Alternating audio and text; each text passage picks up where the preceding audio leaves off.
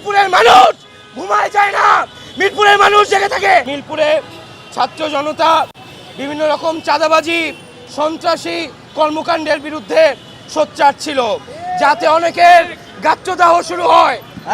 শত্রুতার জের ধরে গতকাল আমাদের একজন ছাত্র এবং দুইজন নাগরিক কমিটির প্রতিনিধির উপর ন্যাক্কারজনকভাবে হামলা চালানো হয়।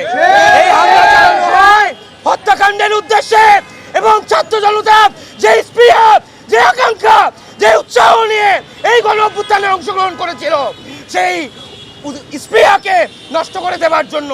কিন্তু আমি বলবো, মিরপুরের মানুষ ঘুমায় যায় না, মিরপুরের মানুষ জেগে থাকে।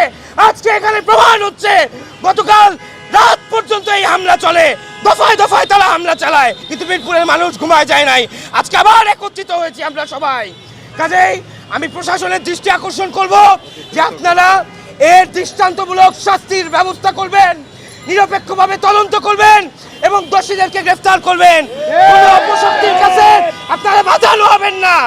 আজকে ছাত্ররা হাসপাতালের মধ্যে কাতরাচ্ছে, প্রশাসনের দৃষ্টি আকর্ষণ করে যে সবার প্রতি সমান নজর দিন। আজকে যাকে মনে করছেন অনেক ক্ষমতাবান, 2 দিন পর মস্তকে বসবে, কে জানে তার ক্ষমতা টলমল হয়ে যাবে।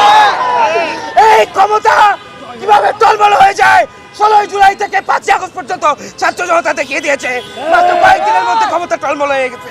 কাজেই প্রশাসনকে বলবো নিরপেক্ষ ভূমিকা পালন করেন এবং গতকালের এই ন্যাক্কারজনক হামলার সাথে সম্পৃক্ত সে যেই দলের হোক, যেই গোষ্ঠীর হোক, যত বড় প্রভাবশালী হোক, টুটুল সহ অন্যান্যদেরকে গ্রেফতারের ব্যবস্থা করেন।